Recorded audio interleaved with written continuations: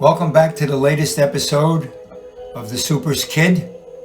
From Harlem to homicide to Hollywood. My name is Randy Jurgensen.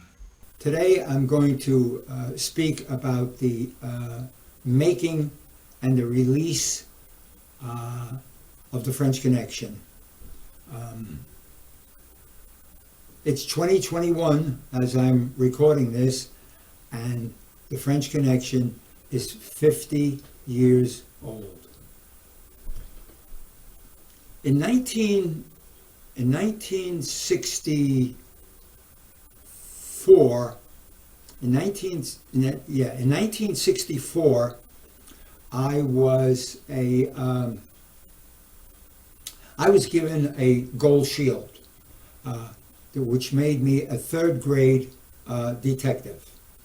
And I was assigned to a precinct.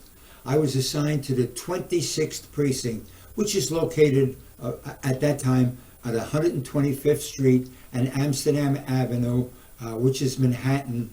And believe it or not, 3 blocks from there, I was born at home to parents who were superintendents. So I get this gold shield in 1964 as a result of work that I had done in the early 60s, working on a case where homosexuals were being killed, working on a narcotic case which would turn into a book written by Robin Moore called The French Connection, which would turn into a movie. The case that I was working on regarding the homosexuals, that would be also turned into a movie called Cruising with Al Pacino playing me. So I walked into the precinct, and there were 2 police officers, cops, and I lost it. I'm upstairs in a precinct, in a squad room where there are nothing but detectives.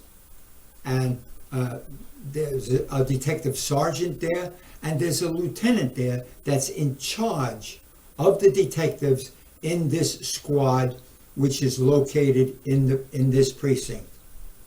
And so I see these 2 police officers, and I lost it. I lunged at them. There was a desk. I went over the desk at one of them, back into the chair, and the other one was trying to pull me off of the one that I was on, and I was trying to swing away as best I could, and all the detectives that were working, they broke it up right away, immediately broke it up right away. The lieutenant came out there, not knowing what was going on, but saw what was happening. There was no blood. There were bruises. There were no blood.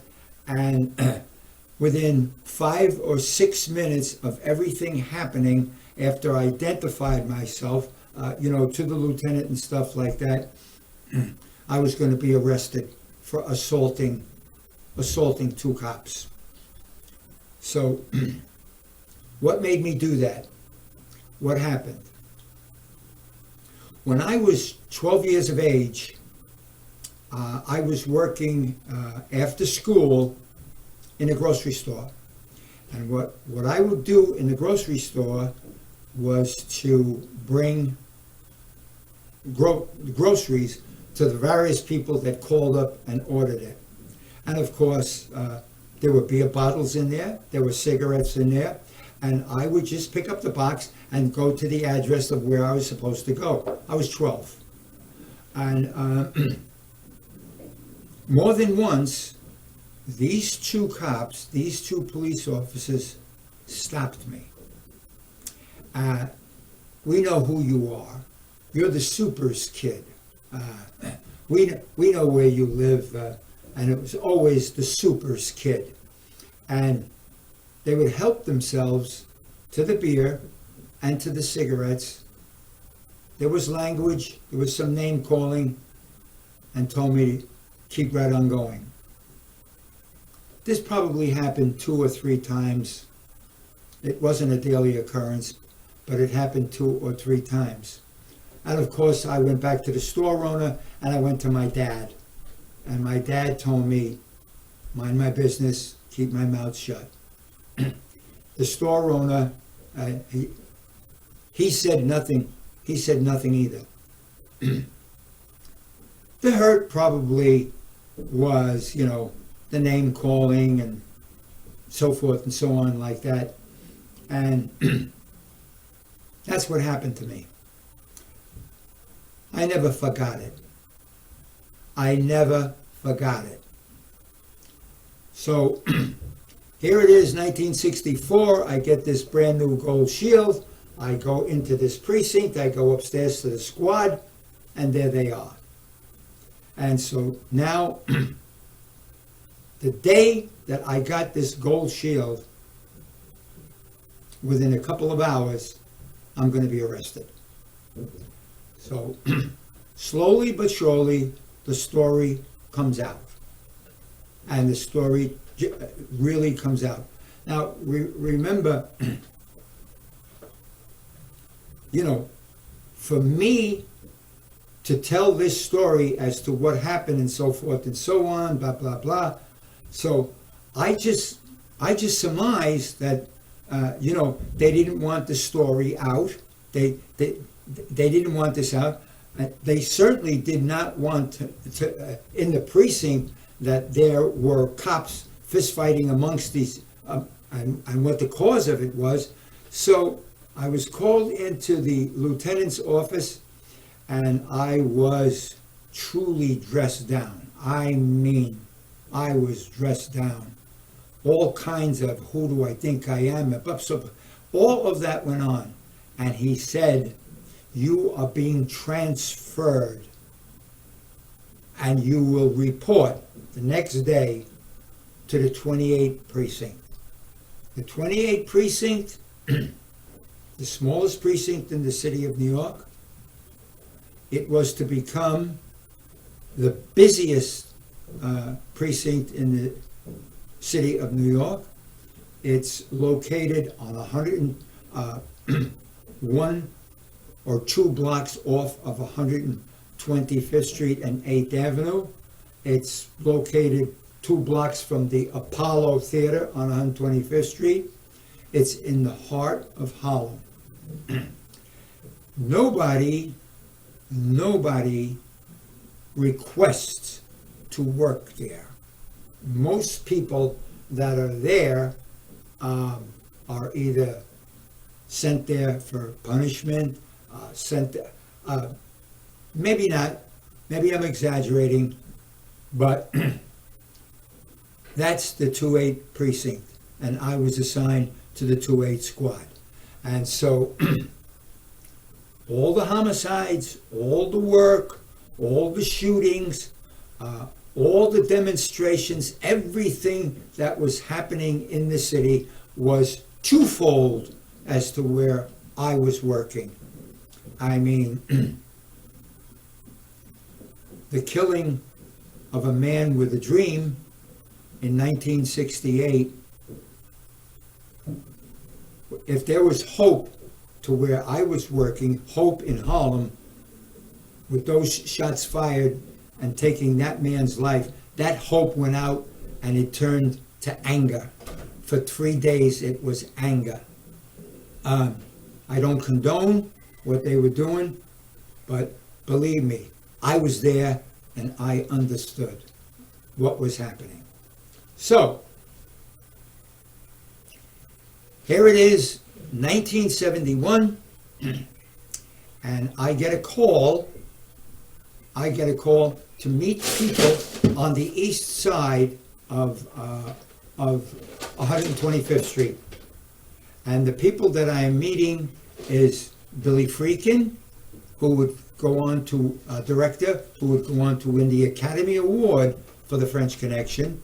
I'm meeting Phil D'Antoni, the producer, who would win an Academy Award for The French Connection, but he already had another film under his belt, and that was called Bullet.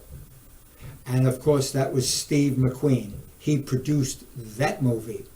And at that time, that chase was number one with Steve McQueen. However, it took a couple of years, but that chase was unseated by the chase in The French Connection and Gene Hackman.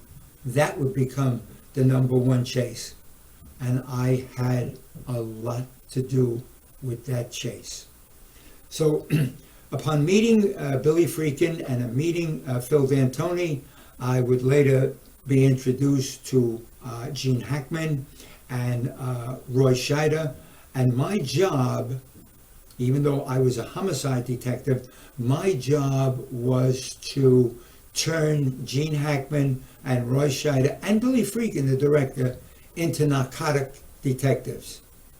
It took months. They're like sponges. They absorbed everything. What took months? Well, I would take them on raids, into shooting galleries. I took them, never interfering, but I took them on narcotic homicides where, you know, he died because of drugs, one way or the other. He was shot, overdose, whatever it was. That world, which was bottomless, which was endless. It was a big contribution to 2,000 homicides a year in the city of New York. That would go on for a decade and a half. In my precinct where I worked at the time, we would average out 100 to 120 homicides a year. We were in the smallest, and I was in the smallest precinct in the city of New York.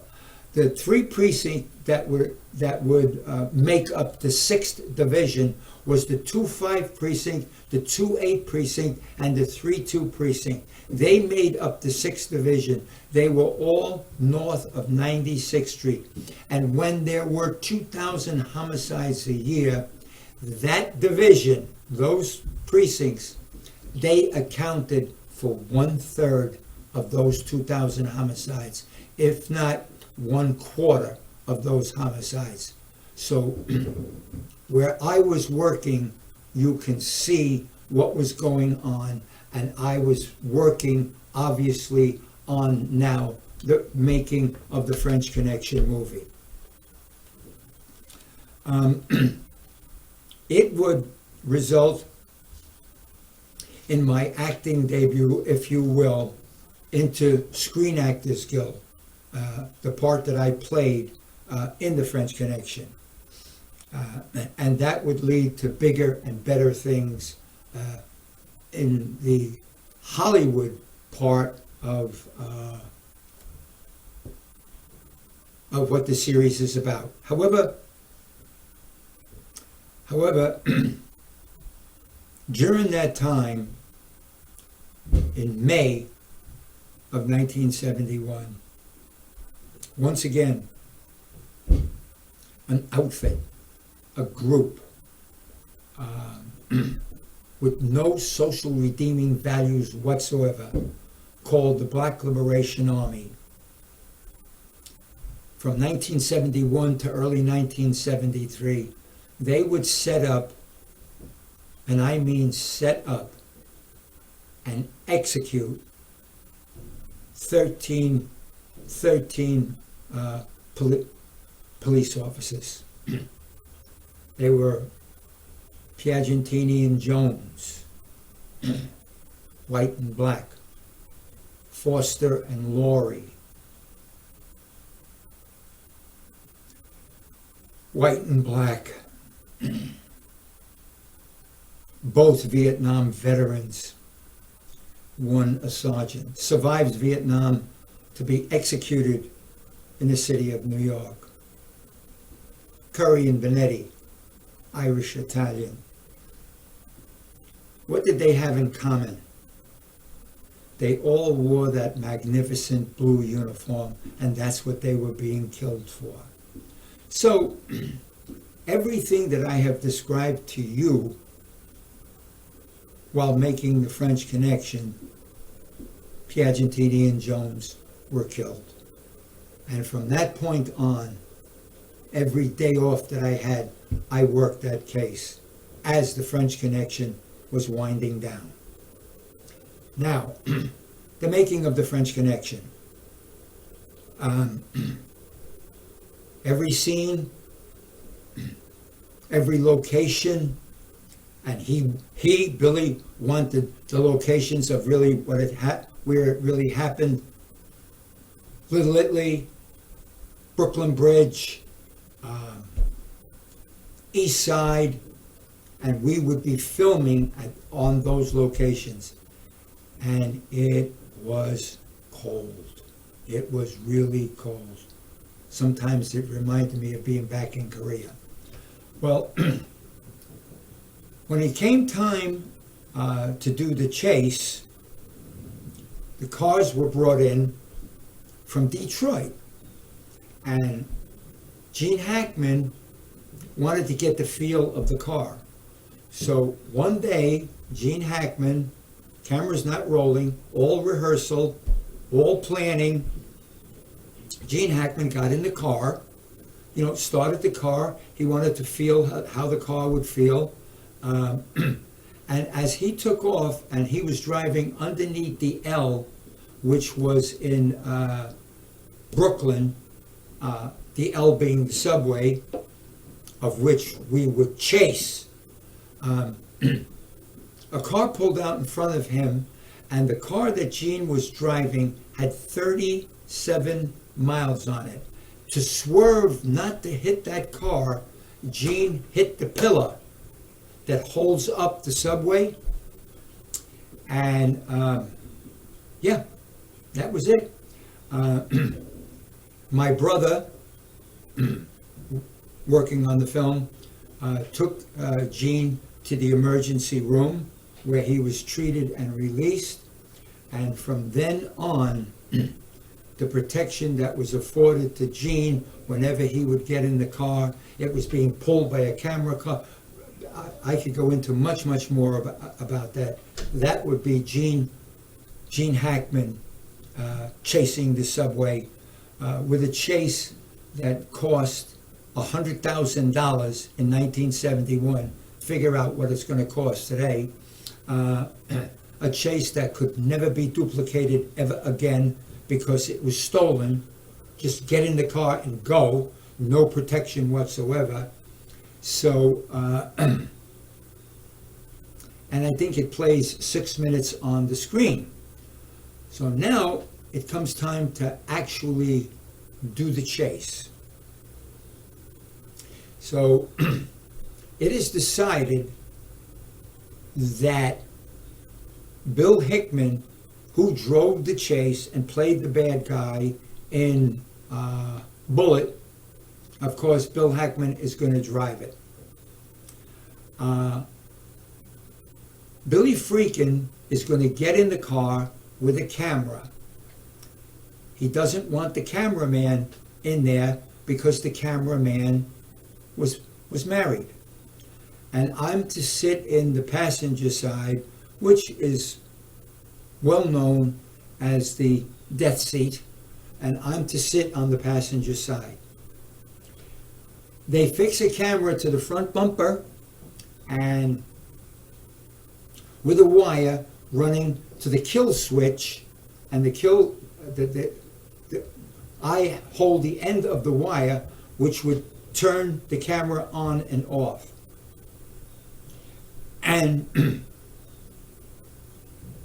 we are just going to drive, which turns out to be the master. We're just going to drive.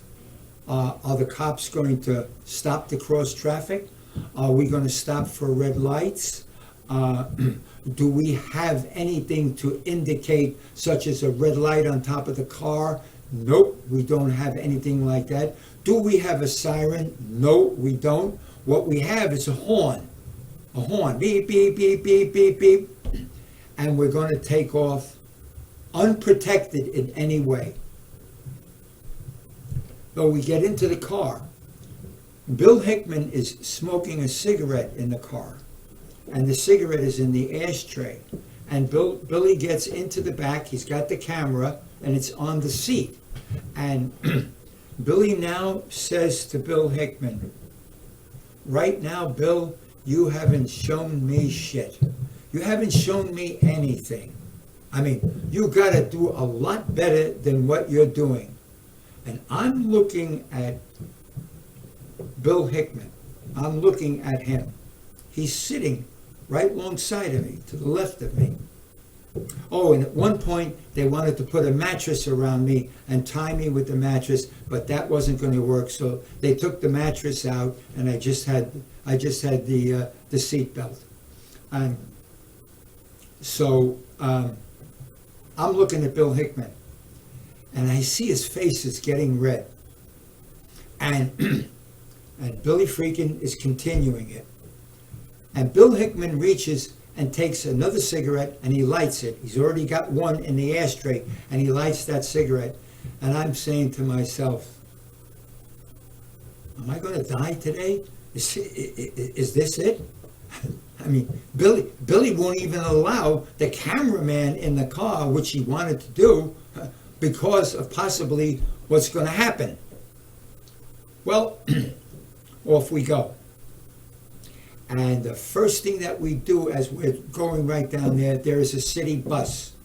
And we careen or brush against the city bus. And the rear view mirror rips off. And it is now beating against the side of the car. And the first thing that it does is that it breaks the window. It cracks and smashes the window. And it is flapping and you can hear it hitting, but we're still going. And Billy Freakin is saying, give it to me, Bill, give it to me, give it to me. And Bill is driving. I've done some stunt driving. Bill is driving with his foot on the gas, and you can hear the engine. And it's also on the brake. And you begin to smell, you could smell the brake. And all Billy would do when he really had to slow down was, really mash on the brake. And as he slowed down to miss something and something like that. And in order to get going again, all he did was take his foot off the brake and off we went. And that's how he drove. I heard it was 21 blocks, 22 blocks, 26 blocks. I really don't know. But it was 20 blocks, at least 20 blocks we went. We were driven up on the sidewalk where we hit two gates, and one of the gates burst open, and there were 3 dogs in there. I would later learn 3 dogs in there, and the dogs came out into the street. The dogs were out in the street. We kept right on going, and when we reached the end, and the end is where the car is going to hit the baby carriage. Of course, there's no baby carriage and nothing there. And we turned around, and we actually turned around. We had it. We had it. How much of the sound we were going to have, I don't know. But we had it. And Billy says to Hickman, let's keep going. Let's do it on the way back. So we started on the way back doing it. Of course, that's where I saw the dogs, but we started on the way back doing it. Now the camera is located right here. Right here the camera is located. My head is not in the shot, but the camera is located right here. And I hear the camera. And suddenly I hear, to me, and I know I was right, we ran out of film. There's no film in the camera. And we still kept right on going. We got back to the end. The crew was ecstatic, applauding. Yes, we did it. We got it. We got it. They took those cameras and they handled it like it was gold. And that was the master. Later on, I would do some driving, and how we hit the baby carriage, how we did that. Of course, how we did up in the subway, how the subway crashed into there. That was the making. That is what we did, the making of the French Connection.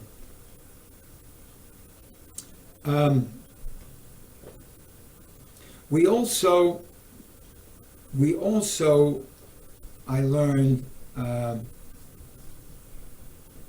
we're not going to make the chase the way the chase was made in Bullet. In Bullet, it was Technicolor. It was as light as it could possibly be. There were no cars on the street. There were no people on the street.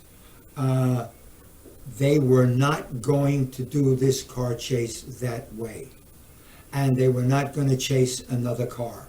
And the two people that came up with that was Phil Vantoni and Billy Freakin'. And it was decided they were going to chase a subway. And it was filmed, people in the street. It was filmed rather dark and gritty because you're filming it under the subway and the train is running. There are plenty of shadows, light and dark, as Gene Hackman is going. And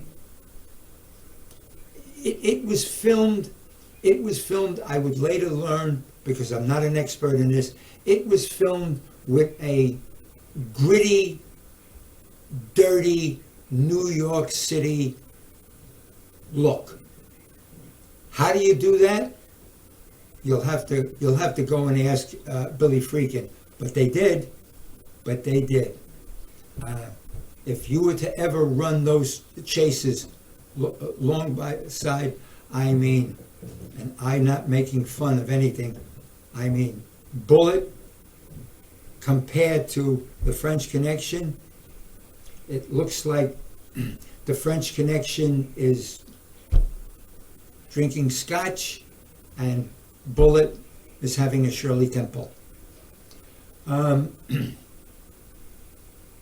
The French Connection would premiere, I believe, on October the 8th of 1971.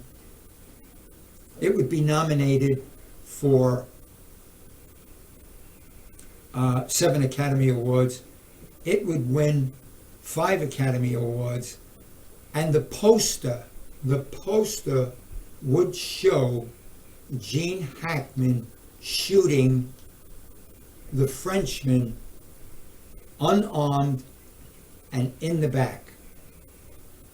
No matter how you slice and dice it, folks, Gene Hackman is committing murder. How did that come about? I'm a lifetime member of the East Coast Stuntmen's Association, and one day I see a rehearsal. And the rehearsal is Alex Stevens, who I believe is the president of East Coast Stuntmen's Association. And I see Alex Stevens falling down the stairs, the actual stairs where they were going to film this. And I see him falling down the stairs. And I look at it, and Bill Freakin' is playing Gene Hackman in the rehearsal. Alex Stevens is playing the Frenchman in the rehearsal. And I go over to Billy and I say to Billy, this is the way it's going to be filmed? And Billy's not even looking at me, and he's saying, of course. And we're friends by now, and we have remained lifelong friends. He says, yes, this is it. And I said, Bill, I said, we know, and I go into this, we know the Frenchman is coming off the subway or coming off the train where he lost his gun. He's dazed. He's injured. I said, and Gene Hackman is at the bottom of the stairs, and the Frenchman comes, and I don't know if Gene Hackman is going to say anything to him. And Billy turns to me and he says, "Is there a point to this story?" And I said, "Yes." I said, Gene Hackman, who's playing Eddie Egan, who's my partner, is shooting an unarmed man in the back with his hands up. He's committing murder. And Billy says to me, "It works." I said, "But Billy," I said, "this is murder. I mean, Eddie Egan is actually..." And Billy freaking said to me,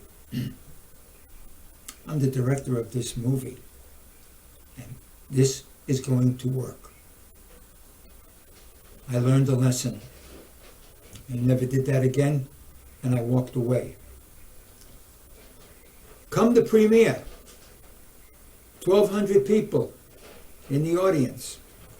I'm standing in the back, and here comes this scene. And Gene Hackman shoots the Frenchman in the back, and there is that second, maybe it's even less than a second, before you could take a breath. And then 1,200 people stood up and were applauding and screaming, and yeah, but that's what they were doing. And Billy freaking comes up the aisle. He was in the front, comes up to the aisle, and he says to me, he says, "Randy, it works for them, it works for me, I hope it works for you." And he walked away. Is that the end? No, it's not.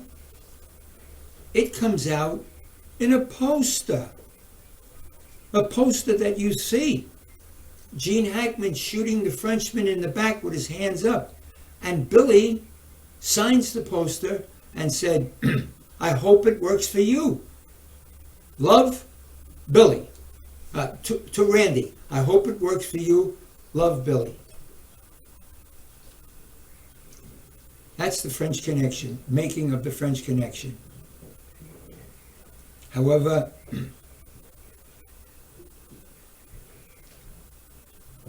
those days of this was the beginning of a new career for me, because by the time the French Connection showed, I was firmly entrenched in working on The Godfather.